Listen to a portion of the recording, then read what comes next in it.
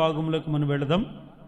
మన ప్రభును రక్షకుడైన యేసుక్రీస్తు పరిశుద్ధ కలిగిన నామంలో ఈ ఆరాధనకు కూడా వచ్చిన మీ అందరికీ నా యొక్క హృదయపూర్వకమైన వందనాలండి. అందరికి వందనాలు. ప్రభు మిమ్మల్ని దీవించునుగాక. సరే, మంచిది. ఈ నెలలో మనం ఒక అంశాన్ని ప్రారంభించాం. పోయిన ఆదివారం దేని గురించి మనం చెప్పుకున్నాం చెప్పండి? దివిటీల గురించి మనం ధ్యానం చేశాం. చదవండి పరిశుద్ధ గ్రంథముల నుండి మరొక్కసారి ఆ వాక్యాన్ని మనము ధ్యానం చేసుకుందాం. మత్తయి సువార్త 25వ అధ్యాయం మొదటి 2 వచనాలు చదవండి ఎవరైనా. పరలోక రాజ్యము తమ దివిటీలు పట్టుకొని పెండ్లి కుమారుని ఎదుర్కొన్నట్టుకు బయలుదేరిన 10 మంది కన్యకలను పోలి ఉన్నది. వీరిలో 5 బుద్ధి లేనివారు, 5 బుద్ధి గలవారు.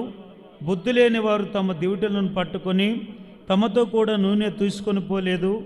బుద్ధి గలవారు తమ దివిటీలతో కూడా సిద్ధుల నూనె తీసుకొని పోయిరి. చాలు వినండి.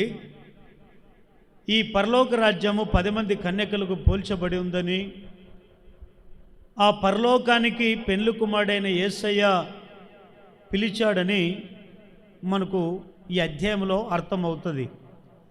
అయితే పరలోకానికి రమ్మని ఆహ్వానించినప్పుడు, పెండ్లి కుమారుని ఎదుర్కోమని ఆయన ఆహ్వానించినప్పుడు మనం ఏం చేయాలి అంటే ఆయన్ని ఎదుర్కొనడానికి మనము రెడీగా ఉండాలి. ఎలా రెడీగా ఉండాలి అంటే మన చేతిలో దివిటీలు పట్టుకొని సిద్ధులలో నూనె తీసుకొని రెడీగా ఉండాలి. అంటే చాలామంది ఒక పెళ్ళికి పోదామంటే ఎట్లా రెడీ వెళ్తుంటారు, ఒక వివాహానికి వెళదామంటే ఎట్లా రెడీ అవుతుంటారు.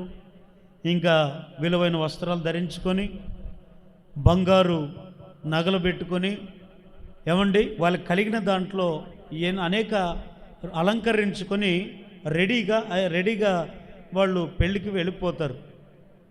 ఈ లోకానుసారమైన వాటి కొరకు కొన్ని అవుట్లకు వెళ్ళాలి అంటే అంత రెడీ మనం వెళుతున్నాము.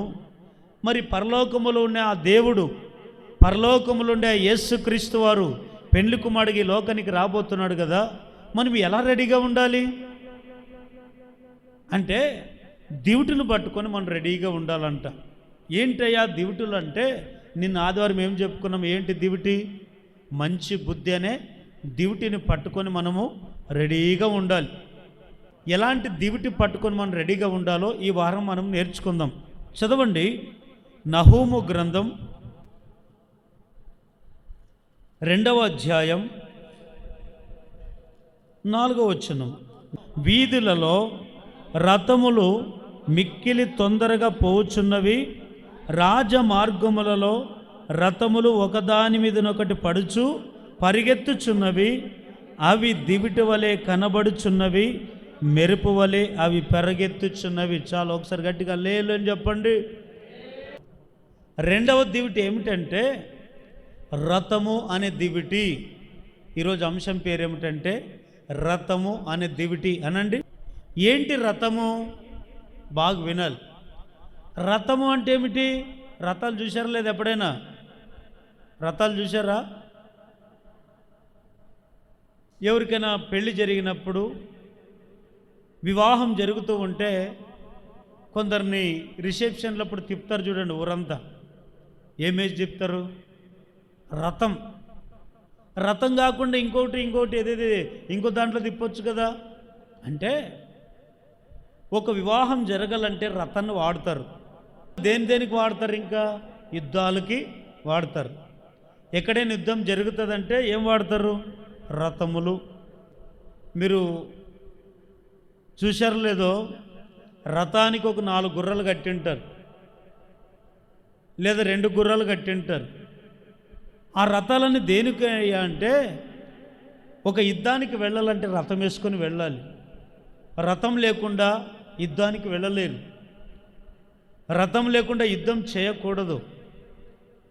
ఎందుకంటే యుద్ధం చేసేవానికి రథం అవసరం. కానీ రథం దేనికి పోల్చబడిందంటే ఘనతకు పోల్చబడింది, గెలుపుకు పోల్చబడింది. బైబిల్లో చాలామంది రథాలు వాడారు. ఎవరెవరు వాడారు అంటే చదవండి. ఆదికాండం 46వ అధ్యాయం 29వ వచనం. యోసేపు తన రథమును సిద్ధం చేయించి తన తండ్రి అయిన ఇశ్రాయేలులను ఎదుర్కొనుటకు గోషేనుకు వెళ్ళి అతనికి కనబడెను. అప్పుడు అతడు మెడ మీద పడి అతని మెడ మీద పట్టుకొని ఎంతో ఏడ్చాను. చాలు ఇక్కడ వినండి. యోసేపు దేని మీద వెళ్ళాడు? తండ్రిని కలుసుకోవడానికి రథం మీద వెళ్ళాడు. ఒకప్పుడు యోసేపు కుటుంబంలో ఉన్నప్పుడు యోసేపుకు అన్నదమ్ములు 11 మంది ఉన్నారు. యోసేపుతో కలుసుకుంటే 12 మంది. కానీ అన్నదమ్ములు ఏం చేశారు తెలుసా? యోసేపును పట్టుకొని కొట్టి గుంతలో పడవేసి ఐగుప్తు దేశానికి అమ్మివేసి నానా ఇబ్బందులు పెట్టారు. అయితే యోసేపు ఐగుప్తు దేశంలో ఆయన్ని అమ్మివేసినా కూడా పొతిఫరు అనేటువంటి ఆయన కింద కొన్ని సంవత్సరాలు ఉన్నాడు. తర్వాత ఒక కలల భావంతో వచ్చిన తర్వాత ఫరో అనేటువంటి వ్యక్తి దగ్గరికి వెళ్ళి ఆ ఇంట్లో కూడా కొన్ని రోజులు ఆయన ఏం చేశాడు తెలుసా? అక్కడే ఆయన దగ్గరగా దాసుడిగా ఉన్నాడు. చాలా కొన్ని సంవత్సరాల తర్వాత ఏ అన్నదమ్ములైతే ఆయన కొట్టి పడేశారో ఆ అన్నదమ్ములు మరలా యోసేపు ఉన్న దేశానికి వచ్చారు. వారున్న దేశంలో కరువు వస్తే యోసేపు ఉన్న దేశంలో సమృద్ధి పంటలు ఉన్నాయి, సమృద్ధి ఆహారం ఉంది. తండ్రి అయినటువంటి యాకోబు చెప్తారు, ఇదిగో కుమారులారా, ఐగుప్తు దేశానికి వెళ్ళండి, మన దేశానికి కరువు వచ్చింది, మీరు వెళ్ళి మనకు కావలసిన ఆహారాన్ని మనకు కావలసిన అంతటి కూడా మీరు తీసుకొని రమ్మని పంపిస్తాడు కుమారులను. ఈ కుమారులు వచ్చి యోసేపును చూస్తారు, కానీ యోసేపును గుర్తుపట్టరు. కానీ యోసేపు మాత్రం ఎవరు గుర్తుపడతాడు? అన్నదమ్ములను గుర్తుపడతాడు. అయ్యో వీళ్ళు వచ్చారని చెప్పి సర్లే అని చెప్పి కొంత పరీక్ష పెట్టిన తర్వాత మరలా నేనే యోసేపునని వారికి బయలుపరిచి అప్పుడు అన్నదమ్ములను అత్తుకొని ఏడిచి నేనే యోసేపునని తెలియజేస్తాడు. అయితే యోసేపు జీవితంలో చూడండి, తమ్ముడికి చెప్పాడు, రే అమ్మ నాయన ఎట్లున్నారు అని అడిగితే అమ్మ నాయన బాగున్నారని చెప్పి సరే రమ్మని చెప్తాడు. ఇంకా యోసేపు తల్లిదండ్రులను రమ్మని చెప్తే యాకోబు వారు అంత సంతతి అంతా కూడా వచ్చేస్తారు. వాళ్ళని ఎక్కడ కలుసుకోవాలని చెప్పాడు తెలుసా? గోషేను దగ్గర. ఎక్కడ? గోషేను అనే ప్రాంతానికి రమ్మంటాడు. అక్కడ కలుసుకుంటాను అంటాడు. సరే వారు ఎప్పుడైతే తల్లిదండ్రులుగా వచ్చారో వాళ్ళని కలుసుకోవడానికి ఎలా వెళ్ళాడు? కాలినడకతో వెళ్ళాడా? సైకిల్ మీద వెళ్ళాడా? ఆటోలో వెళ్ళాడా? బస్సులో వెళ్ళాడా? అంటే కాదు. ఆ దినాల్లో ఇవి లేవు కదా. ఆ దినాల్లో రథం వేసుకొని గుర్రాలు కట్టుకొని రథం వేసుకొని వెళ్ళి తండ్రిని కలిసినట్లుగా చూస్తాం. ఇంకా ఎవరు వాడారయ్యా రథాలనంటే నిర్గమకాండం 14వ అధ్యాయం 9వ వచనం. ఐగుప్తీయులు అనగా ఫరో రథముల గుర్రములన్నీ అతని గుర్రపు రౌతులు అతని దండును వారిని తరిమి బయల్షెసోను ఎదుటనున్న పిహా హీరో రాతునకు సమీపమైన సముద్రము దగ్గర వారు దిగి ఉండగా వారిని కలుసుకొనెను. ఫరో సమీపించుచుండగా ఇశ్రాయేలులు కనులెత్తి ఐగుప్తు తమ వెనుక వచ్చుట చూచి మిక్కిలు భయపడి యెహోవాకు మొరపెట్టారు. చాలు. రెండవదికి ఇంకొక వ్యక్తి కూడా రథాన్ని వాడారు. ఈయనెవరు? ఫరో. ఎవరండి? చెప్పండి ఎవరు? ఫరో అనే వ్యక్తి కూడా రథాన్ని వాడారు. ఐగుప్తు దేశంలో ఈ ఫరోగా ఉన్నటువంటి ఇతను ఏమండి, ఇశ్రాయేలు ప్రజలు బానిసకు బతుకుతున్న ఆ దినంలో సరే మీకు స్వేచ్ఛను వదులుతానని చెప్పి వాడు పంపించినంత పంపించి అప్పుడు ఎర్ర సముద్రంతో వీళ్ళు ఎర్ర సముద్రం దగ్గర ఆగారు. వీరిని పంపివేసినంత పంపివేసి ఏం చేస్తున్నాడు? మరలా వాళ్ళని చంపడానికి, మరలా వారిని వెనక్కి తీసుకురావడానికి, ఐగుప్తు దేశంలో బానిసకు బతికించుకోవడానికి మరలా వారి దగ్గరికి వెళ్ళాడు. వెళుతూ ఉంటే ఎలా వెళ్ళాడు? రథాలు వేసుకొని సైన్యం తోలుకొని వెళ్ళాడు. ఆ ఫరో వస్తున్నది, రథం మీద వస్తున్నది ప్రజలు చూసి దేవునికి మొర్రపెట్టారంట. ఇంకొక వ్యక్తి కూడా రథాన్ని వాడారు. ఈయన ఎవరు అంటే 2వ రాజుల గ్రంథం 5వ అధ్యాయం 9వ వచనం. నయమాను గుర్రములతోనూ రథములతోనూ వచ్చి ఎలీషా ఇంటి ద్వారమున ముందర నిలిచి ఉండగా ఎలీషాను యొర్దానికి పోయి 7 మార్లు స్నానం చేయము, నీ ఒళ్ళు మరలా బాగై నువ్వు శుద్ధుడు అగుదువని అతనిచో చెప్పుటకు ఒక దూతను పంపెను. చాలు. హల్లెలూయా. ఈ వ్యక్తి ఎవరంటే నయమాను. నయమాను కూడా దేని మీద వెళ్ళాడు? చెప్పాలి. దేని మీద వెళ్ళాడు? రథం వేసుకొని వెళ్ళాడు. ఎవరింటికి వెళ్ళాడు? ఎలీషా ఇంటికి వెళ్ళాడు. దేని కొరకు వెళ్ళాడు? రోగం బాగు చేసుకుందామని వెళ్ళాడు. యోసేపు తన తల్లిదండ్రులను కలుసుకోవడానికి దేని మీద వెళ్ళాడు? రథం మీద వెళ్ళాడు. అదేవిధంగా ఫరో ఇశ్రాయేలు ప్రజలను చంపడానికి దేని మీద వెళ్ళాడు? రథం మీద వెళ్ళాడు. నయమాను రోగాన్ని బాగు చేసుకోవడానికి ఎలీషా ఇంటికి ఎలా వెళ్ళాడు? రథం మీద వెళ్ళాడు. అయితే మిమ్మల్ని ఒక ప్రశ్న అడుగుతాను. యోసేపు రథమును వాడుకున్నాడు, ఫరో రథమును వాడుకున్నాడు, నయమాను కూడా రథం మీద వెళ్ళాడు. అయితే బైబిల్ అంటుంది, నహూము గ్రంథములు మనం చూస్తే ఈ రథములు ఎలా కనబడ్డాయి వాళ్ళకి అంటే మండుచూ ప్రకాశించే రథములాగా, దివిటి వలె మండుతూ ప్రకాశించే రథములాగా కనబడ్డాయంట.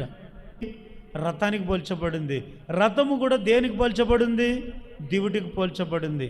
అయితే ఇక్కడ కీర్తనకారుడు ఏమంటున్నాడు? దావీదు 20వ కీర్తన 7వ వచనం, కొందరు రథములను బట్టి కొందరు గుర్రములను బట్టి అతిశయపడుదురు, మనమైతే మన దేవుడైన యెహోవా నామమును బట్టి అతిశయపడదము. హల్లెలూయా. ఈయన గారు ఏమంటున్నాడు తెలుసా? దావీదు, కొందరు రథములు బట్టి గుర్రములు బట్టి అతిశయపడతారు. లోకస్తులైతే మాకు రథములు గుర్రాలు ఉన్నాయి, మేము యుద్ధంలో గెలుస్తాం, మా రథాలు బాగానే ఉన్నాయి, మా రథాలు కుళ్ళిపోనివి పడిపోని రథాలు ఉన్నాయని అతిశయపడతారు. కానీ మనమైతే దేవుని బట్టి అతిశయపడాలి. అయితే ఈ రథము ఏమిటయ్యా అంటే ఎలాంటి రథంగా మనం మారాలి? అసలు ఈ రథం అంటే ఎవరంటే మనమే ఒక రథం. మరి ఎలాంటి రథాలు వారికి కనబడ్డాయి అంటే పరిగెత్తే రథములు. కొంతమంది పరిగెత్తే రథాల్లాగా లేరు, పడిపోయిన రథాల్లాగా కనబడతారు. ఏమండి? సోమరితనం ఉండే రథాల్లా కనబడుతుంటారు, నిర్లక్ష్యమనే రథాల్లా కనబడుతుంటారు. కానీ నిర్లక్ష్యమనే రథాలు, సోమరితన రథాలు, నిలబడే రథాలు, పరిపే రథాలు ఎప్పుడు యుద్ధంలో గెలవలేవు. యుద్ధములో గెలవలసినటువంటి రథాలు ఏమిటంటే పరిగెత్తే రథాల్లోనే యుద్ధాలు గెలుస్తాయి. ఇప్పుడు పెళ్లి కుమారుడికి చెప్పాడు. పెళ్లి కుమారుడు ఏమన్నాడు తెలుసా? పెళ్లి కుమారుడు వస్తున్నాడు, మీరందరూ కూడా సిద్ధపడి రెడీగా ఉండండి అన్నాడు. అయితే పెళ్లి కుమారుని ఎదుర్కోవాలి అంటే మనం ఎలా వెళ్ళాలి? పరిగెత్తే రథాల్లాగా రెడీగా ఉండాలి. మరి పరిగెత్తే రథాలు ఎలా ఉండాలి అంటే ఎబ్రిల్ రాసిన పత్రిక 12వ అధ్యాయం 2వ వచనం, ఇంత గొప్ప సాక్షి సమూహము మేఘం వలె మనలను ఆవరించి ఉన్నందున మనము కూడా ప్రతి భారమును సులువుగా చిక్కలు పెట్టు పాపమును విడిచిపెట్టి విశ్వాసమునకు కర్తయు దానిని కొనసాగించువాడునైన యేసు వైపు చూచుచు మన ఎదుట ఉంచబడిన పందెములో ఓపికతో పరిగెత్తుదము. ఆయన తన ఎదుట ఉంచబడిన ఆనందము కొరకై అవమానం నిర్లక్ష్యపెట్టి శిలువను సహించి దేవుని సింహాసనం యొక్క కుడివార్షమున ఆసీనుడై ఉన్నాడు. హల్లెలూయా. చెప్పండి గట్టిగా లేలని చెప్పండి. అయితే దేవుని బిడ్డలారా, పరిగెత్తే రథాలు అంటే ఒక పరిగెత్తే రథాలు ఎట్లుండదు తెలుసు? దివిటి వలె మండాలంటే అప్పుడు ఎట్లా మండాలి? దివిటి ఎట్లాగైతే మండుతుందో ఆ విధంగా మనం అందరం మండాలి. దేంట్లో మనం మండాలి అంటే పరిగెత్తే దాంట్లో మండాలి. ఈరోజు చాలామంది పరిగెడుతుంటారు. దేంట్లో పరిగెడుతుంటారు? దేని కొరకు పరిగెడుతుంటారు అంటే లోకంలో ఒక పరుగుంది. ఈ లోకములో పరిగెత్తే వాళ్ళు ఎట్లుంటారు? ఏమి తిందమో, ఏమి త్రాగదమో, ఏం ధరించుకుందామని పరిగెడుతుంటారు. కొందరు కూలి పనుల కొరకు పరిగెడుతుంటారు, కొందరు ఉద్యోగాల్లో కొరకు పరిగెడుతుంటారు, కొందరు వ్యాపారాలు సంపాదించుకుందామని పరిగెడుతుంటారు, కొందరు ధనాన్ని సంపాదించుకుందాం పరిగెడుతుంటారు, కొందరు వెండి బంగారం ఆస్తులు అంతస్తులు సంపాదించుకుందామని పరిగెడుతుంటారు. కానీ మన పరుగు అలా కాదు. మనం దేంట్లో మనం పరిగెత్తాలంటే పెండ్లి కుమారుడు రాబోతున్నాడు. మనమందరం కూడా రెడీగా ఉండాలి. ఎట్లా రెడీగా ఉండాలంటే మండుచు ప్రకాశించే దివిటి అనే ఒక రథంలాగా పరిగెత్తాలి. రథాలు చూశారు ఎప్పుడైనా యుద్ధాలు జరిగించేటప్పుడు? రథాలు చూడు పరిగెడుతుంటే అబ్బో చక్రాలు ఊడిపోతుంటాయి, అయినా పరిగెడుతుంటాయి. ఏమండి, చక్రాలు ఒక్కోటి రథాలు కొండే ఒక్కొక్క పార్ట్ ఊడిపోతున్నా అవి పరిగెడుతూనే ఉంటాయి. ఆత్మీయతలో పరిగెత్తే వాళ్ళు లేరు. దేంట్లో పరిగెత్తే వాళ్ళు ఉంటున్నారంటే లోకంలో పరిగెత్తే వాళ్ళుగా కనబడుతున్నారు. మరి పరిగెత్తే రథాలు ఎట్లుంటాయి? దేంట్లో మనం పరిగెత్తాలి? ఏమండి, ఒక 3 మాటలు చెప్పి నేను ముగిస్తాను. దేంట్లో మనం పరిగెత్తాలి? మొదటి మాట 2వ తిమోతికి రాసిన పత్రిక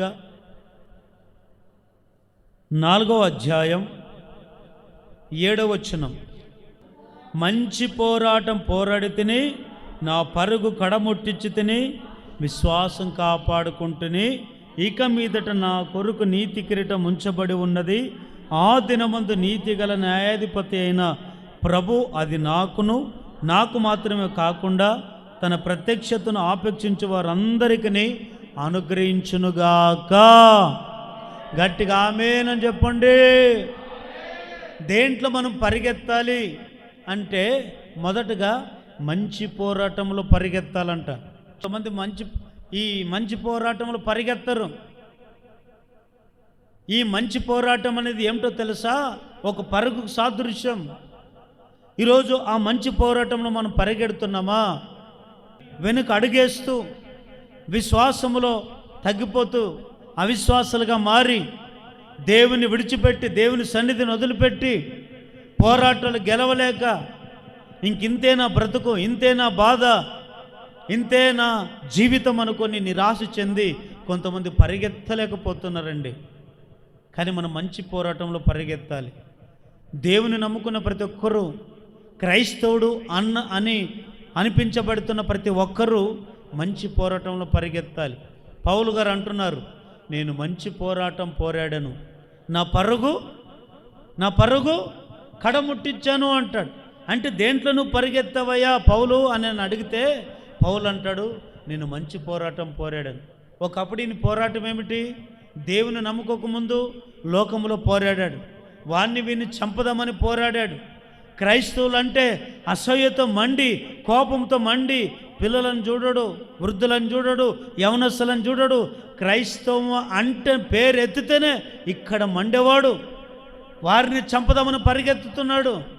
ఒకసారి దమస్కు అనే ప్రాంతానికి పరిగెడుతున్నాడు. దేని కొరకు పరిగెడుతున్నాడు తెలుసా? క్రైస్తవులను హతమార్దామని, క్రైస్తవులను చంపదామని, క్రైస్తవత్వమే లేకుండా చేద్దామని, హతమార్దామని పరిగెడుతున్నాడు. కానీ దమస్కు ప్రాంతానికి చేరే లోపల దేవుడు ప్రత్యక్షమే. ఆకాశం నుంచి ఒక వెలుగు ఆయన మీద కుమ్మరించబడింది. ఆకాశం సుడిగాలంతా రేపు ఆయన మీద కొట్టినప్పుడు ఆ గుర్రంతో పరిగెడుతున్న ఆయన అలాగే కింద పడిపోయి ఏం జరిగింది తెలుసా? వెలుగును చూశాడండి. ఆ వెలుగును చూడలేక కళ్ళు మూతపడిపోయి గుడ్డోడుగా మార్చబడ్డాడు. ఆ గుడ్డోడుగా ఉన్నప్పుడు స్వరం వినపడింది. ఏమని? సౌలా సౌలా, నన్నెందుకు నువ్వు హింసిస్తున్నావు అన్నాడు. చూడండి, ఎప్పుడైతే దేవుడు దర్శించాడో అప్పుడు ఆయన మనసే మారిపోయిందండి, ఆయన బుద్ధి మారిపోయిందండి, కోపం విడిచిపెట్టాడండి, ఆగ్రహం విడిచిపెట్టాడండి. ఏ దేవుడైతే ఆయనకి ఇష్టం లేదో అదే దేవుని సాక్షిగా నిలబడ్డాడు. ఎవరినైతే చంపదామనుకున్నాడో వారికే ఒక మాదిరికరంగా నిలబెట్టాడు. చూడండి, వెంటనే ఆయన ఏమండి, ఒకప్పుడు లోకములో పరిగెత్తిన ఆయన, చంపదామని పరిగెడుతున్న ఆయన ఆఖరికి దేవుని సువార్త ప్రకటించడానికి పరిగెడుతున్నాడు. హల్లెలూయా! దేవుని వాక్యాన్ని సువార్తను ప్రకటించడానికి పరిగెడుతున్నాడు. గ్రామాలు సువార్త ప్రకటిస్తున్నాడు. వీధులు సువార్త ప్రకటిస్తున్నాడు. ప్రతి మనిషికి సువార్త ప్రకటిస్తున్నాడండి. అదే అండి పరుగు. దాన్నే మంచి పోరాటం అంటారు. కానీ ఆ పోరాటంలో చూడండి ఎట్లాంటి ఆపదలు వచ్చాయి. స్వజనులు ఆపదలు. కొరింథీయులు రాసిన పత్రిక 7వ అధ్యాయం 5వ వచనం, మాసిదోనియాకు వచ్చినప్పుడు మా శరీరం ఏమాత్రమును విశ్రాంతి పొందలేదు, ఎటు పోయినను మాకు శ్రమయే కలిగెను, వెలపట పోరాటములు, లోపల భయములు ఉండెను. చూడండి, ఆ పౌలు గారు అంటున్నాడు, మేము మాసిదోనియా అనే పట్టణానికి మేము వచ్చినప్పుడు మా శరీరము ఏమాత్రం మాకు విశ్రాంతి లేదు, ఎటు పోయినా మాకు శ్రమలే. వెలపట ఏమున్నాయి? పోరాటాలు. లోపలేముంది? భయము. చూడండి, పౌలు గారు అంటున్నారు, దేవుని నమ్మిన నాట మొదలుకొని సత్యంత వరకు ఆయనకి ఎలాంటి పోరాటాలు తెలుసా? ఒకటి పోతే ఒక పోరాటం, ఎక్కడ పోతే అక్కడ పోరాటాలు, ఎక్కడ పోతే అక్కడ శ్రమలే. ఏ గ్రామానికి వెళ్ళి సువార్త చేద్దామని అక్కడ శ్రమలే, ఏ ఇంటికి వెళ్ళి వాక్యాన్ని ప్రకటిద్దామని వెళ్ళినా అక్కడ శ్రమలే. కానీ ఆఖరికి విచిత్రమైన మాట ఏమిటంటే, తన సొంత బంధువులని శ్రమ పెట్టారు, తన నమ్ముకున్న స్నేహితులని వదిలి వెళ్ళిపోయారు. అందరి ద్వారా ఆపదలు కలిగాయి, అందరూ శ్రమ పెట్టారు పౌలు గారిని. కానీ ఆయన పోరాటాలు చూడండి, ఎక్కడ పోయిన పోరాటాలే, ఎక్కడున్న పోరాటాలే. కానీ ఈ రోజుల్లో మంచి అయినా చూడండి, ఆయన మంచి పోరాటం పోరాడాడు. ఎన్ని శ్రమలు వచ్చినా, ఎన్ని నిందలు వచ్చినా, ఎన్ని అవమానాలు వచ్చినా, దేవుని కొరకు ఎంత శ్రమలు వచ్చినా దేవుని మాత్రం వదిలిపెట్టలేదు. దేవుని సువార్త ప్రకటించడం మాత్రం వదిలిపెట్టలేదు. అనేకులకు సువార్త ప్రకటించకుండా మానుకోకుండా ఉండలేదు. ఎన్ని శోధనలు వచ్చినా, ఎన్ని బాధలు వచ్చినా, ఎన్ని అవమానాలు వచ్చినా, ఎన్ని నిందలు వచ్చినా, ఎన్ని అనేక రకాల ఇబ్బందులు కలగజేసినా దేవుని వాక్యాన్ని ప్రకటించు పరుగు ముందుకు తుదుమట్టుకు పరిగెడుతూనే ఉన్నాడండి. అది అంటే మంచి పోరాటం. చూడండి, ఈరోజు కొంతమంది దేంట్లో మనం పోరాడాలి అంటే, కొలస్సీలకు రాసిన పత్రిక 4వ అధ్యాయం 12వ వచనం, మీలో ఒకడు క్రీస్తు యేసు దాసుడనైన ఎపఫ్రా మీకు వందనములు చెప్పుచున్నాడు. మీరు సంపూర్ణగును ప్రతి విషయములో దేవుని చిత్తమును గురించి సంపూర్ణాత్మ నిశ్చయత గలవారునై నిలకడగా ఉండవలెనని ఇతడు ఎల్లప్పుడూ మీ కొరకు తన ప్రార్థనలో పోరాడుచున్నాడు. చాలండి, అందరు తలెత్తి నన్ను చూడండి. ఇక్కడ ఒక వ్యక్తి కనబడతాడు. ఈయన ఎవరంటే ఎపఫ్రా. వ్యక్తి పోరాడుతున్నాడు. దేంట్లో పోరాడుతున్నాడు? ప్రార్థనలో. దేంట్లోనండి? ప్రార్థనలో పోరాడుతున్నాడు. ఏంటైన ప్రార్థన అంటే, అందరూ సంపూర్ణంగా మారాలి, అందరూ దేవుని చిత్తంలో ఎదగాలి, అందరూ పరిశుద్ధంగా జీవించాలి, అందరూ దేవుని నమ్ముకొని నమ్మకస్తులుగా తుది శ్వాస వరకు నమ్మకస్తులై ఉండాలని ఆయన ప్రార్థనలో పోరాడుతున్నాడు. చూడండి, ఒక సేవకునికి ఏం భారం ఉంటుందంటే, ఎప్పుడు అమ్మా వింటున్నారా, సేవకునికి ఏం భారం ఉంటుందంటే, మీరు కానికేకపోయినా పెద్దగా పట్టించుకోడు, మీరు ఆస్తులు అంతస్తు లేకపోయినా పెద్దగా పట్టించుకోడు, మీరు ఆయనకి అన్నం పెట్టకపోయినా పెద్దగా పట్టించుకోడు. సేవకుని భారం ఏమిటంటే, నీవు సంపూర్ణంగా మారుకోకపోతే అదే ఒక బాధ. సేవకుని బాధ ఎప్పుడు వాళ్ళేమిచ్చారు, వీళ్ళేం పెట్టారు, వాళ్ళేం పెట్టారు కాదు మా బాధ ఏమిటంటే, మరలా నువ్వు లోకంలో కలిసిపోకూడదు, మరలా నువ్వు పాపంలో కలిసిపోకూడదు, మళ్ళా నువ్వు చిక్కులో చిక్కుకోకూడదు, మళ్ళా సాతాను బంధకాలు చిక్కుకోకూడదు. నీవు మొదటి నుంచి దేవునిలో నమ్మకంగా ఉన్నావు కదా, అదే నమ్మకంగా అంతం వరకు ఉండాలి. నీవు ప్రార్థనలో ఎదగాలి, ఆత్మీయంగా ఎదగాలని ఇదేనండి సేవకుని ప్రార్థన. మీరు ఏలేదని చింత ఉండదు, మీరు అన్నం పెట్టలేదని బాధ ఉండదు. కానీ మా బాధ అంతా కూడా మీరు ఎక్కడ లోకంలో కలిసిపోతారో, ఎక్కడ దేవుని సన్నిధికి దూరం అయిపోతారో, ఎక్కడ మా అడుగుజాల్లో నడవకుండా లోకానుసారంగా జీవిస్తారోనే అదే మా బాధ. ఆత్మీయంగా ఎదిగే ప్రతి ఒక్క సేవకుడు నీవు ప్రార్థన చేయకపోయినా నీ కోసం సేవకుడు ప్రార్థన చేస్తూనే ఉంటాడు. నీ కష్టాలు వచ్చినప్పుడు తనివే అనుకుంటాడు, నీకు బాధలు వచ్చినప్పుడు నా బాధ అనుకుంటాడు, నీకు ఇబ్బందులు వచ్చినప్పుడు నా ఇబ్బందులు అనుకుంటున్నాడు, నీకు రోగాలు వచ్చినప్పుడు నాకు వచ్చింది కదా రోగం అనుకొని తాను మోకాళ్ళ నుంచి నీ కొరకు గంటలు ప్రార్థన చేసేవాడు సేవకుడండి. ప్రార్థనలో పోరాడుతాడు. ఎప్పటి వరకు? నువ్వు బాగైనంత వరకు, నీవు పరిశుద్ధంగా జీవించేంత వరకు, నీవు నీతిగా బ్రతికేంత వరకు, దేవుని రాజ్యాన్ని చేరేంత వరకు, రాకడ పర్యంత వరకు, సేవకుడు కనుమూసేంత వరకు ప్రార్థనలో పోరాడుతూనే ఉంటాడండి సేవకుడు. కానీ కొంతమందికి అది అర్థం కాదు. ఏం చేస్తారంటే, ఈ సేవకుడు ఏమంటే ఎప్పుడు ప్రార్థన అంటాడు, ఎప్పుడు ఉపవాస ప్రార్థనలు అంటాడు, ఏ మందిరానికి రాలేదని గద్దిస్తాడు అని మీరు అనుకోవచ్చేమో. కానీ మా భారం అంతా, మా బాధ ఏమిటో తెలుసా? మీరు ఎప్పుడు సంపూర్ణంగా మార్చబడలేనిదే మా ప్రార్థన. హల్లెలూయా. ఈరోజు ప్రార్థనలో పోరాడుతున్నారా? పోరాడలేదండి, ప్రార్థనలు పోరాడడు. కొంతమంది దేంట్లో పోరాడుతుంటారంటే ఇంక రోగాలు వచ్చి మంచం మీద పోరాడి చేస్తుంటారు. కానీ ఎఫ్రా అనేటువంటి వ్యక్తి ప్రార్థనలో వారి కొరకు పోరాడుతున్నాడు, కొలస్సీ సంఘం కొరకు పోరాడుతున్నాడు. ప్రార్థనలో ఆయన పోరాటం. ఈరోజు ప్రార్థనలు పోరాడుతున్నారా? ప్రార్థనలు పోరాడలేదండి. ఇంకా అయిపోయి ఎప్పుడెప్పుడు మందిరాన్ని ముగించుకున్న వెంటనే వెళ్ళి ఇంకా సినిమాలు సీరియల్ చూసుకుంటా కాలక్షేపం చేసుకుంటూ ఉంటాం. ఈరోజు అల్పకాల సంతోషాన్ని చూసుకుంటాం, కానీ రేపు మనకు వచ్చే ఆపద గురించి ఆలోచన చేస్తున్నావా? నీ పిల్లలు చిక్కులు చిక్కుకొని ఉన్నారని నీకు తెలుసా? రేపు వచ్చే అపాయాల నుంచి తప్పించబడాలని నీకు తెలుసా? కానీ ఇవన్నీ తప్పించబడాలంటే ప్రార్థనలో పోరాడే వాళ్ళగా ఉందుముగాక. దావీదు అనేటువంటి వ్యక్తి ఒక పాపం చేస్తాడు. బాగా వినాలి. దేవునికి ఇష్టం లేని పాపం చేస్తాడు. సరే, పాపం చేస్తాడు. పాపం చేసిన వెంటనే ఆమె గర్భం దాల్చి ఒక బిడ్డ పుడుతుంది. బిడ్డ పుట్టిన వెంటనే బిడ్డ ఎట్లా అయిపోతాడు? జబ్బు కలిగిన బిడ్డ పుడతాడు. ఆ బిడ్డ పుట్టిన వెంటనే ఏం చేస్తాడు తెలుసా? 7 రోజులు ఉపవాసం ఉంటాడు. ఎన్ని రోజులు? 7 రోజులు ఉపవాసం ఉంటాడు. ఎవరి కొరకు? తనకు పుట్టిన బిడ్డ కొరకు. అంటే 7 రోజులు ఆయన ప్రార్థన ఏమిటి? నా బిడ్డ బతకాలి, నా బిడ్డ బతకాలని 7 రోజులు ఉపవాసం ఉన్నాడండి. 7 రోజులు ఉపవాసం ఉండి ఎంత ప్రార్థనలో పోరాడి దేవుని ఎంత అడిగినా, ఎంత పశ్చాత్తపడినా దేవుడు కనికరించలేదండి. దేవుడు కటాక్షం చూపలేదండి. దేవుడు ఆయన ప్రార్థన వినలేదండి. ఎందుకంటే దావీదు ఒక గొప్ప రాజు. అనేకులకు న్యాయం తీర్చాల్సింది పోయి, దేవుని చిత్తాన్ని జరిగించాల్సింది పోయి, పాపములో పడిపోయి ఆఖరికి పాపములో పుట్టిన బిడ్డకు రోగం పెట్టాడు దేవుడు. వెంటనే ప్రార్థనలో 7 రోజులు ఉపవాసం ఉండి ఎంత ప్రార్థన చేసినా ఆ బిడ్డ ఆఖరికి బతకలేదండి. కానీ ఆఖరికి ఆ పోరాటం సరే, మొత్తానికి ఆయన అక్కడ ఎలా మెచ్చుకోవచ్చు అంటే, బిడ్డ బతుకుపోయినా పర్లేదు, కానీ ఆయన ధైర్యం ఏమిటి? ఆ బిడ్డ ఎప్పుడైతే చచ్చిపోతారో వాళ్ళకి తెలిసింది, పక్కన తెలిసి చెప్పరు. చెప్తే మళ్ళీ ఎక్కడ బాధపడతాడు, ఇప్పటికే కన్నీళ్ళు గారుస్తున్నాడు, ఉపవాసం ఉన్నాడని చెప్పరు కొంతమంది.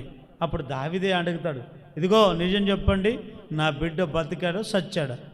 వాళ్ళు అంటారు, నీ బిడ్డ చచ్చిపోయాడు. అప్పుడు వెంటనే నేను స్నానం చేసి కడుపు నిండి అన్నం తిని సరే సమాధికి సిద్ధమయ్యాడు. వాళ్ళు అంటారు, వాళ్ళకి పిచ్చి పట్టింది, దావీదా ఏంటి నీ ధైర్యం? నీ బిడ్డ చనిపోతే నిన్ను స్నానం చేస్తున్నావేమిటి? నీ బిడ్డ చనిపోతే నువ్వు కడుపు నిండా భోంచేసేవేంటి?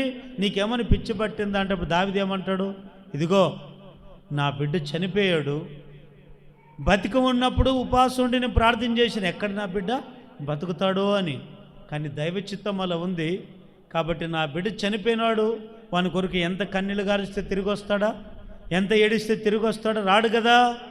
కాబట్టి బతుకుతాడేమో నేను 7 రోజులు ఉపవాసం ఉండి ప్రార్థన చేశాను, కానీ దైవ సంకల్పం అలా ఉంది.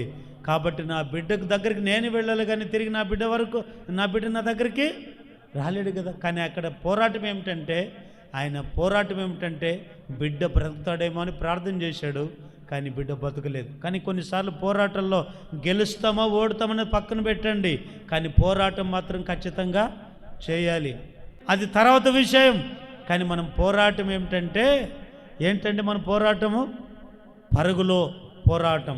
అంటే పోరాటంలో ఎప్పుడు మనం ఏం చేయాలి? పరిగెడుతూనే ఉండాలి. మనం సత్యంత వరకు ఈ పోరాటాలు తప్పు. ఈరోజు రోగాలు వస్తాయి, రేపు బాగా అవుతాయి. ఈరోజు కష్టాలు కన్నీళ్ళు వస్తాయి, రేపు సుఖ సంతోషాలు ఉంటాం. ఈరోజు అవమానాలు నిందలు కలుగుతాయి, రేపు అవి తొలగిపోతాయి. కానీ ఇవి కాదు. కానీ ఎన్ని వచ్చినా, ఎన్ని ఆపదలు వచ్చినా, ఎన్ని అపనిందలు వచ్చినా, ఎన్ని శోధనలు వచ్చినా మన పోరాటం ఎట్లుండాలి? పరిగెడుతూనే ఉండాలి పోరాటంలో. హల్లెలూయా. కానీ రథం అనే దివిటిలాగా మనం ఉంటే, పరిగెత్తే రథంలాగా మనం ఉంటే, ఆ పరిగెత్తే రథం ఎక్కడ ఆగిపోదండి, పరిగెడుతూనే ఉంటుంది. ఎంతవరకు? మనం సత్యంత వరకు, దేవుని రాకడా వచ్చేంత వరకు ఈ ఆత్మ జీవితంలో పరిగెడుతూనే ఉందుముగాక. ఈ పోరాటంలో పరిగెడుతూనే ఉందుముగాక. రెండవది, దేంట్లో మనం పరిగెత్తాలి? రెండవది అంటే ఫిలిప్పీయులకు రాసిన పత్రిక 3వ అధ్యాయం 14వ వచనం. క్రీస్తు యేసునందు దేవుని ఉన్నతమైన పిలుపునకు కలుగు బహుమానమును పొందవలెనని గురి ఎద్దక పరిగెత్తుచున్నాను, చాలు. రెండవది ఏంటి మన పరుగు? దేని కొరకు మనం పరిగెత్తాలి? దేంట్లో మనం పరిగెత్తాలి అంటే రెండవది గురి ఎద్దకు మనం పరిగెత్తాలి. చెప్పండి దేంట్లో మనం పరిగెత్తాలి? గురి ఎద్దకు అనండి అందరూ, గురి ఎద్దకే నా పరుగు. చాలామందికి గురి లేదండి, చాలామందికి గురి లేదు. గురి అంటే మంది గురి ఉండదు, ఏమీ ఉండదు. ఒక బతుకుతున్నామంటే బతుకుతున్నాం, తింటున్నామంటే తింటున్నాము, ఏదో పని చేసుకుంటున్నామంటే పని చేసుకుంటున్నాము, ఏమండి వచ్చామంటే వచ్చాం, పోయామంటే ఇట్లా ఉంటారు. ఇది కాదు, గురి ఉండాలి మనిషికి. ఏంటి మన గురి? ఈ పౌలు గారు అంటాడు, నేను గురి యొద్దకు పరిగెడుతున్నాను. పౌలు గారిని అడిగితే పౌలు అంటాడు, అయ్యా పౌలా, నీ గురి ఏమిటి? ఆయన గురి ఏమిటో తెలుసా? దేవుని రాజ్యం చేరుకోవడమైన గురి.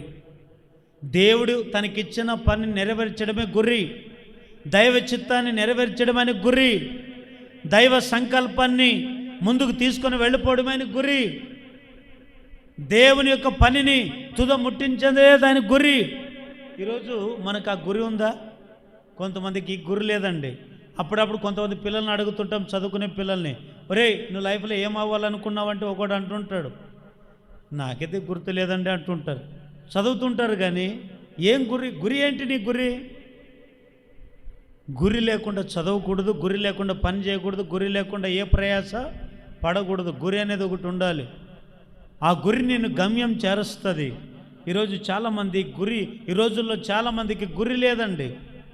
గురి లేకుండా కొంతమంది జీవిస్తుంటారు. చదవండి, 1 కొరింథీయులకు రాసిన పత్రిక 9వ అధ్యాయం 26వ వచనం. కాబట్టి నేను గురి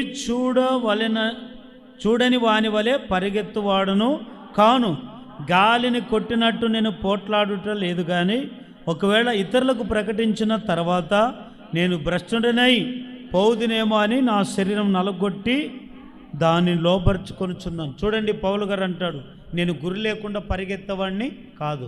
నా పరిగె ఏమిటంటే గురి కలిగిన పరుగు. నా పరిగె ఏమిటంటే గురి కలిగి చూసే పరుగు. చూడండి, ఒకరికొక గురి ఉంటుంది. ఈరోజు నీ గురి ఏమిటి? కొందరు గురి ఏమిటంటే ఎప్పుడు ఇంకా తినే గురే, ఇంక తిండి లేకపోతే ఉండలేరు కొంతమంది. ఇంకొంతమంది గురి ఏమిటి? ఇంకా బట్టలు కట్టుకునే గురే. ఇంకొక గురి కొంతమంది ఎవరికి ఇంకా గురి ఏముంటుంది? కొందరికి ఎప్పుడు గురి లేట్ వచ్చే గురి మందిరానికి. ఇంకెంతని చెప్పు, మేము లేటే వస్తుంటాం, నువ్వెంత, అదే వాళ్ళకు గురి. ఇంకొక గురి చెప్పండి, ఇంకా సోమరిలోకి పండుకోవడమే గురి. రకరకాల గురులు ఉంటాయి. ఇవి కాదు గురి. దేవుడు మన గురి, పరలోక రాజ్యమే మన గురి. ఏమండి, ఈ లోకంలో మనం ఉంటామా సత్యమా? ఏదో ఒక రోజు చెప్పండి. రాజ్యం చేరాలంటే మరి ఎట్లా బతకాలి? గురి కలిగి బతకాలి. గురి లేకుండా ఎట్లా బతుకుతావు అంటే ఏంటి? ఆ గురి అంటే మారు మనసు అనేది ఒక గురి, నమ్మకం అనేది ఒక గురి, నిజాయితీగా బ్రతకడమే ఒక గురి, దేవుని కొరకు భయభక్తులు కలిగి బ్రతకడమే ఒక గురి.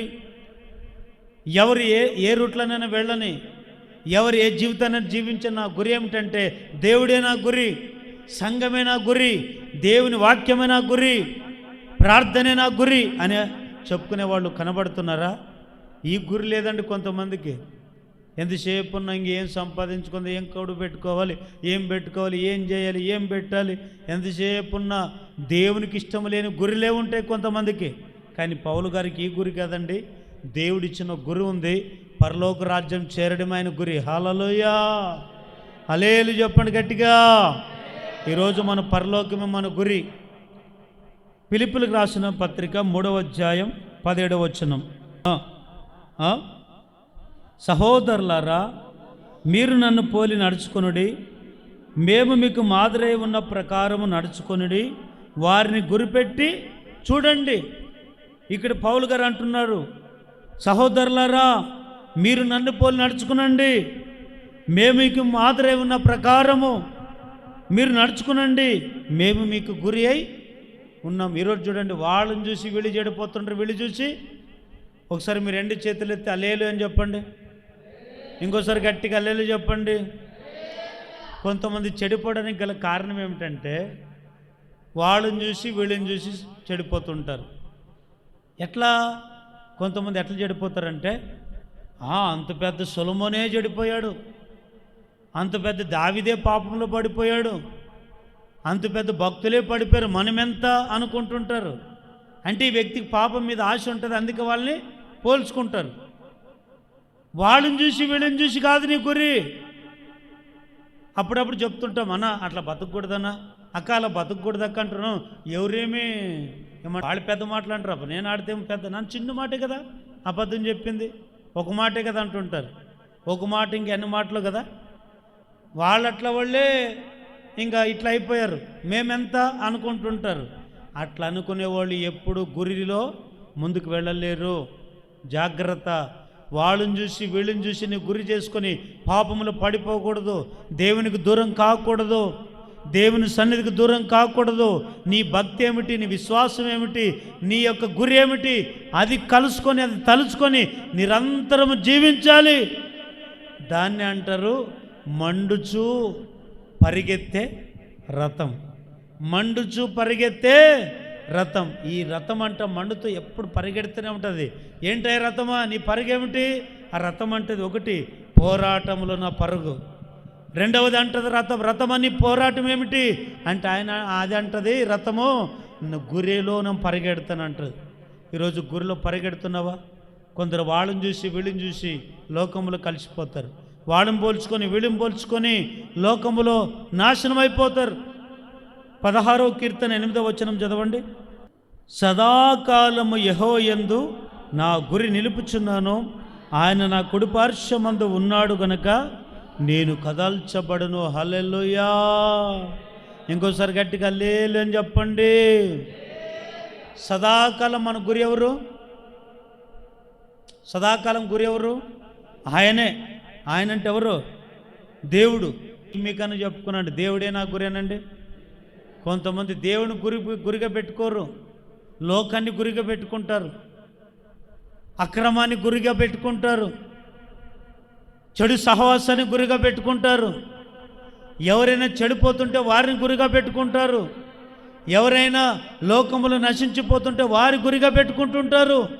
అది కాదండి, వాళ్ళు వీళ్ళు కాదు మన గురి, దేవుడే మన గురి. హల్లెలూయా. మన పరుగు ఏమిటంటే తెలుసా? రెండవదిగా గురి యొద్దకే మనం పరుగు. యొద్ద చేరేంత వరకు మనం ఏం చేయాలి? పరిగెడుతూనే. రథం ఏం పని? రథం పని ఏమిటి? అది యుద్ధంలో గెలిచేంత వరకు దాని పని ఏమిటి? పరిగెడుతూనే ఉంటుంది. ఈరోజు మనం దేవుని సన్నిధి చేరేంత వరకు మన పరుగు ఏమిటి?